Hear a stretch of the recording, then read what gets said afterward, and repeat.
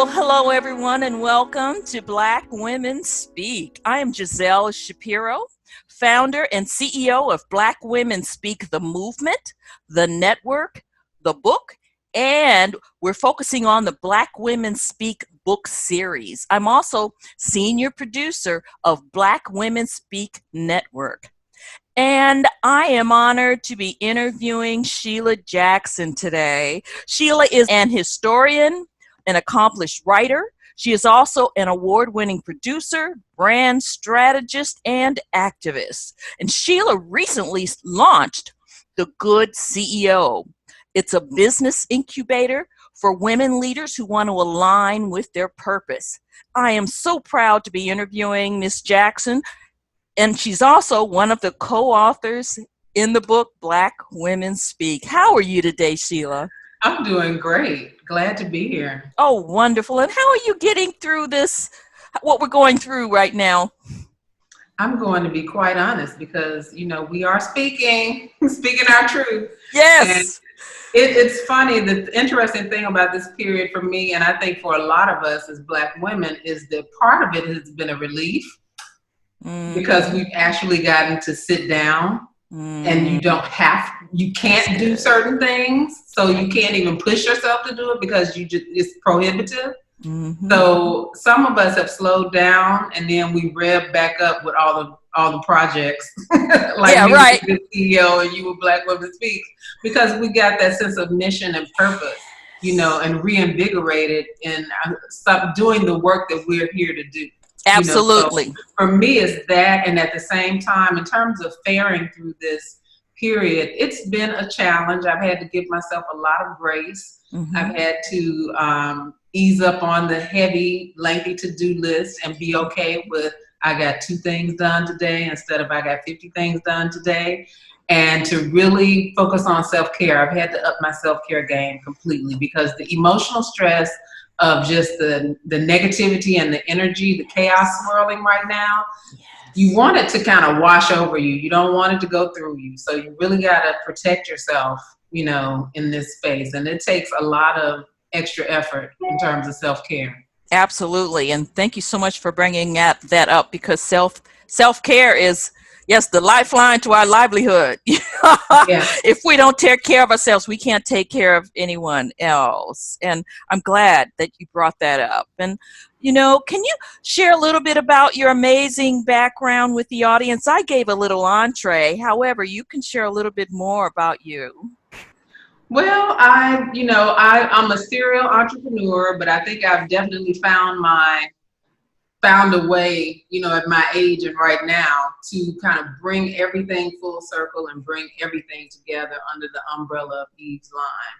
So my background has been varied. I started out as a marriage and family therapist. And, people think I don't do it anymore, but it's something that has become a part of who I am. And it's something that has, been a great survival skill for me and skill for me to be able to thrive in certain situations because of the mental health training that I have.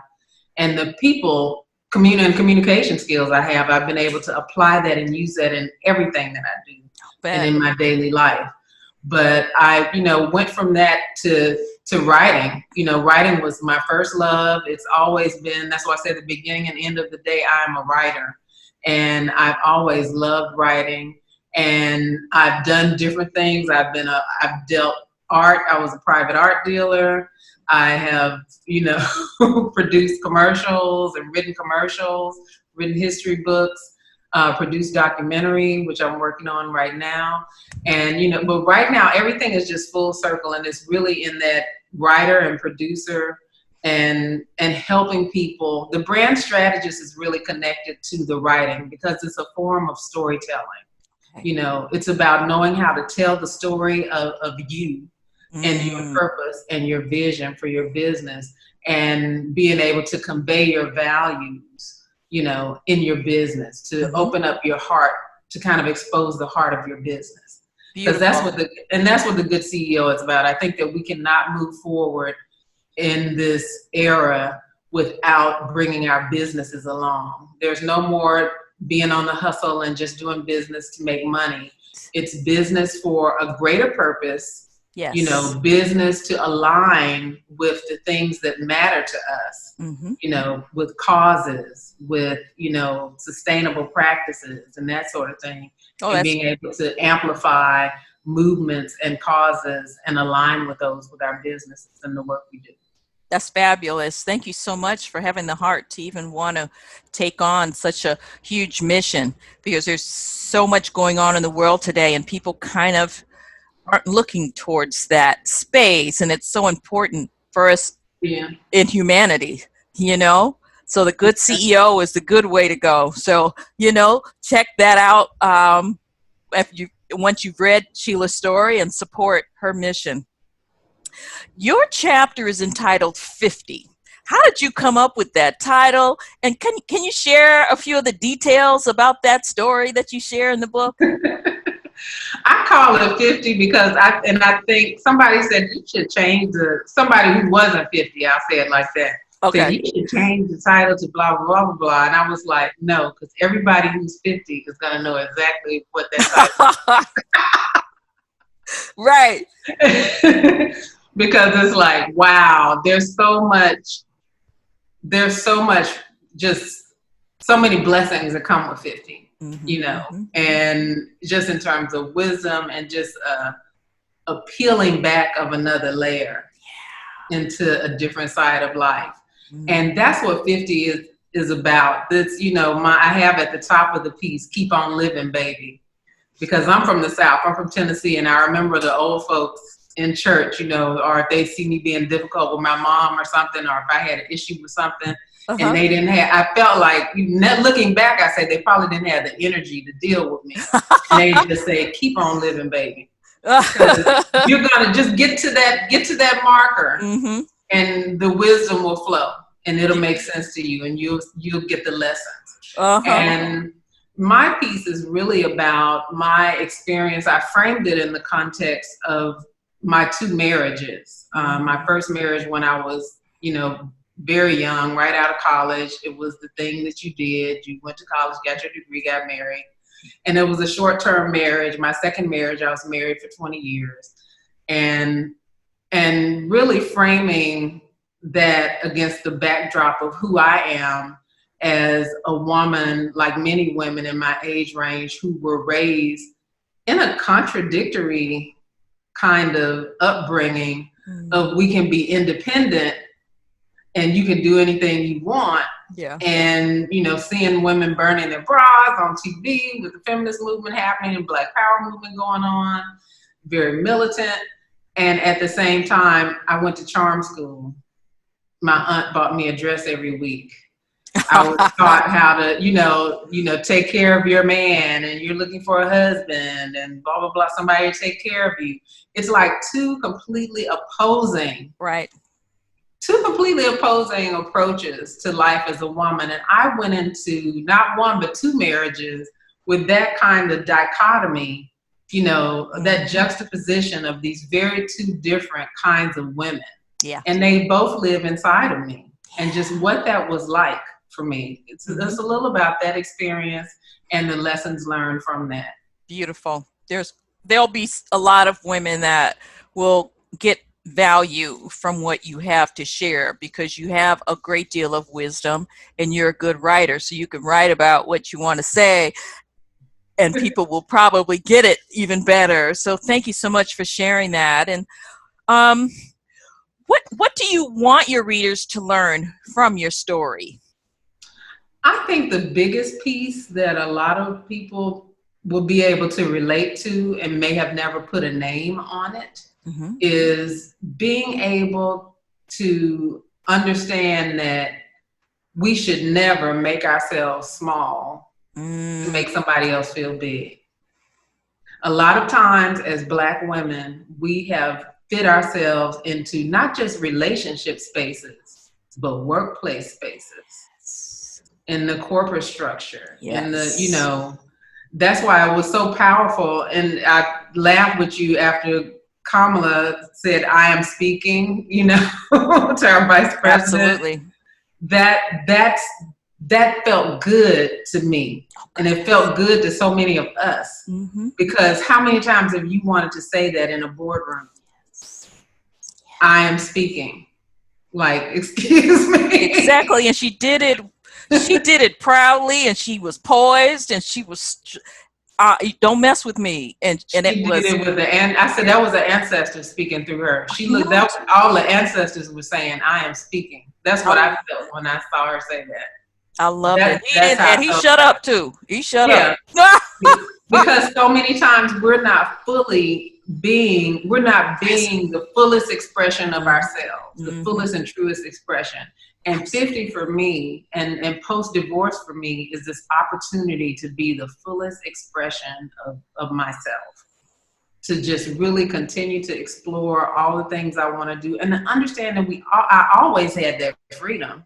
But I was raised, in these different kind of conflicting, contradictory, theories and approaches to life and womanhood. And it just took me a minute to get there, whereas our millennials aren't even interested in getting married. So most of them. Yeah, I agree. But I share with you and your feelings, and as far as relationships are concerned, because I had that conflict too. I knew, I have to be this way, and then I have to be this way. It's crazy making. It was something else. It's crazy making. And if you're in business, if you're in a male-dominated industry, you have to shift even more. You have to come out with that male energy. I was in the financial industry. Can you imagine? Yeah. I had to dress the part. I had to speak, get that masculineness coming out, and stand in command. And yeah, I really understand where you're coming from as far as that dynamic is concerned. And it's actually part of it's actually part of what I'm dealing with people in the Good CEO, is helping women to understand how to embrace our feminine energy. Good. Because that is our greatest strength. We've spent so much of our careers trying to hide that piece, but that is our greatest strength. There's a study by Peterson that showed that women CEOs are more innovative. Yes. Their companies are more profitable and they're more innovative. Because when we allow ourselves to tap into that energy, instead of trying to layer on all of this masculine feeling we got to behave this way to get over in that world, when we create our own businesses, we can create them and run them the way we want to. And let's integrate that feminine energy and stand in the power of all of that creativity. Yes, absolutely. And Sheila, what pulls at your heartstrings right now, given the current state of our country? Well, I am the mother of a young Black man. So that's the biggest thing that pulls at my heartstrings. And I have to tell you, I was on a call with, in a Zoom room full of white women one day when my son was going out. He was just leaving right before the call to run some errands and go to FedEx and deliver, pick up a package or whatever. And I live in a great neighborhood, very walkable neighborhood. Very diverse, not a place where people would be like, who's that little Black boy, or, But I'm telling you, I was terrified. I could barely pay attention on the call. Until I realized what was happening, and I was just like, oh my God, this is really like stressing me out. I was like this until he got home. He's 19 years old. He's not 10 or he's not a baby. I understand. So, I'm really concerned. That's the biggest thing that pulls at my heartstrings. And next to that is really, I just want us to understand that this had to happen. This moment was inevitable. Yeah.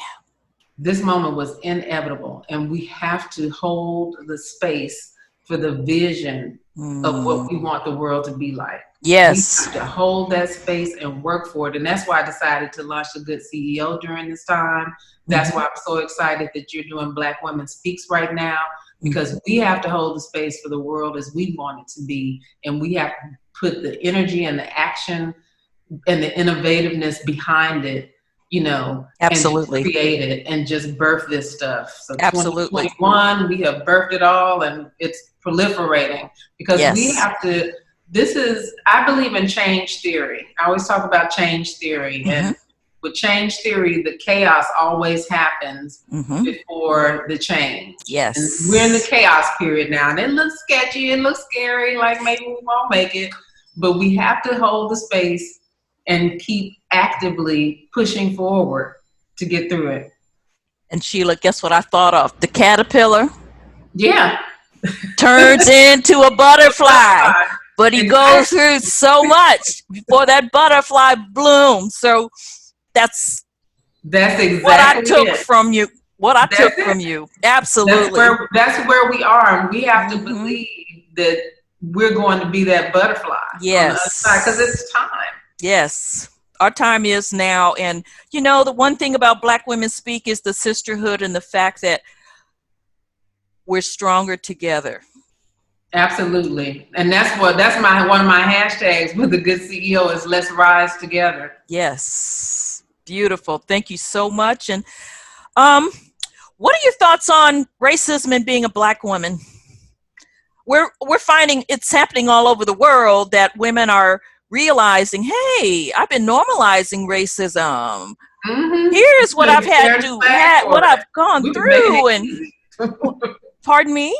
I said, we've even been making it easy for people to be racist. We're so accustomed to just rolling out the red carpet for it to continue to happen because it's the expectation. Yeah, because we've wanted peace. We wanted to keep the peace. We wanted to do what we needed to do because we needed to make a living. We needed to have a nice, home. So we've had to accept. But now, no more of that. No, absolutely not.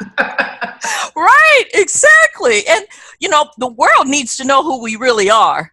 Yeah, and that's the part I'm so excited about because once people find out that there are more things that we have alike than different, then those changes will start occurring because they'll really see that, hey, they're not what I thought, or why am I thinking this way? This person deserves to be treated with respect, so. And even beyond, I think it's even beyond that. I don't think that there are people who just don't understand that Black people really aren't so bad after all. We've already had that marketing campaign during the Harlem Renaissance and even before that, and I think that it's an issue of wanting to hold on to power and privilege and not wanting to let it go.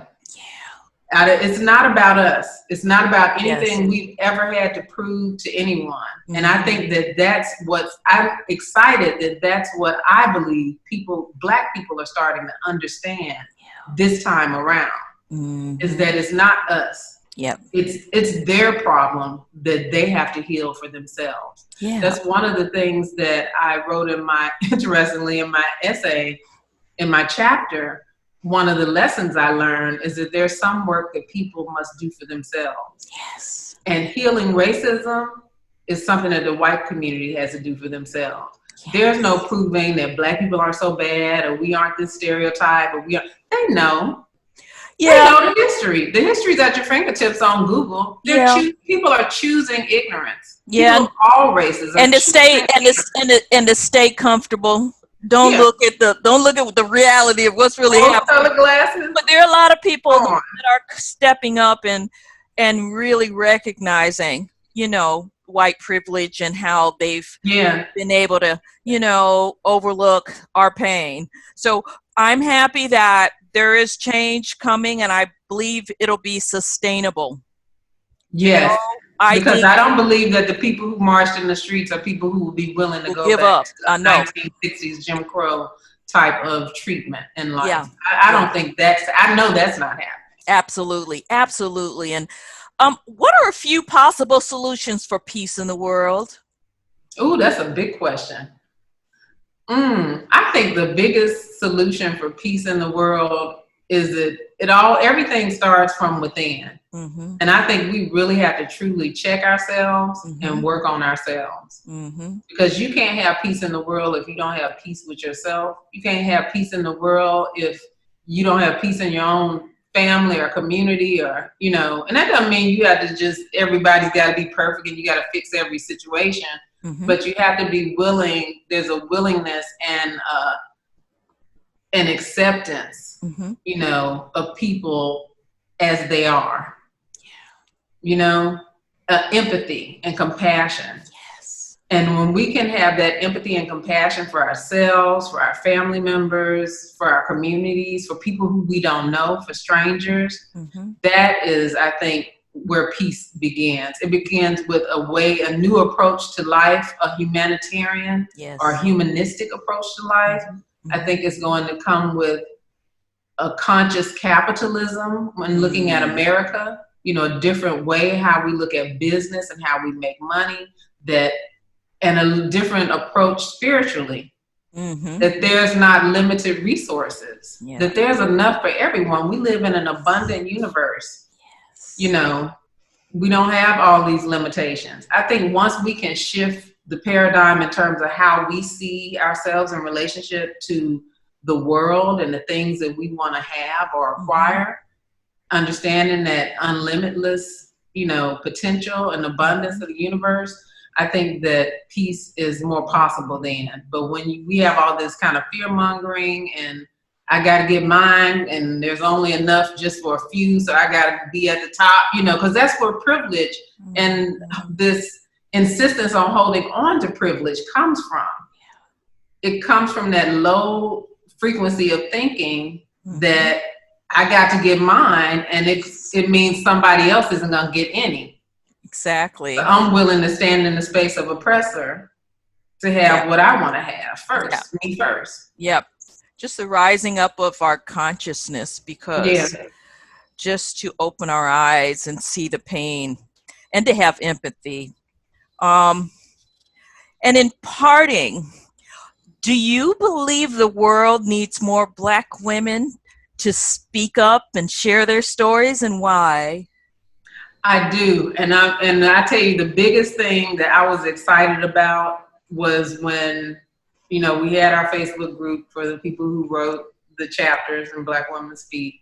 And then when you opened the global group, I was like, yes, because I believe that our power, we have to learn. I want to erase the word minority from everybody's memory, from the ancestral memory. Even we have never been a minority. Ever. And it's black and brown people are the majority of what's in this world, and Black women and people of color, indigenous cultures. We have such a presence and such a legacy and power that we need to connect to. We need to understand how much we have in common with indigenous peoples in Australia and people in Mexico and people in Spain and Brazil. And we need to open those dialogues. There's so much culturally, and there's so much power in terms of just our ancestral wisdom as indigenous peoples, and people of Africa that we have to tap into. So I think it's, people have wanted us to think that you're over here. It's like having an abusive husband these last several years, and just in general, sometimes living here is like having an abusive husband, because they want to alienate you from your history, alienate you from thinking that you got any family out there around you. It's just you, and you all are a minority, and it's not true. It's not true. And it took me living outside of the United States to really be able to understand that it's not true. And there's so much power in connecting, and there's so much that we have to share and to strengthen each other and to teach each other. When we talk about our sisters abroad and on other continents, I'm excited about all of that, what that has to bring, and especially for women entrepreneurs and us doing business with each other, working each other's businesses, innovating together, partnering. There's a lot to be done. Yes, that's fabulous. Thank you so much. And now that we're all connected, or we're able to connect by social media, this movement is going to grow, and it's going to be so powerful. And I'm just thrilled that you are a co-author in Black Women Speak. It's time we tell our stories, and you're also a founding member of this movement. So I thank you so much for participating and for your support.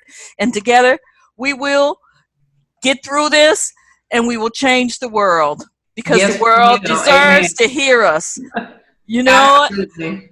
Yes, thank you so much. And in closing, I am Giselle Shapiro. I'm super excited that I've been able to interview Sheila Jackson, one of our co-authors in Black Women Speak. It's time we tell our stories, and order your copy now. And if you have a sister that you care about, order one from her too. The website is www.blackwomenspeakthebook.com. All right. And until the next time, thank you so much for joining us. Black Women Speak. Goodbye. Bye-bye, Sheila. Thank you. Bye. Thank you.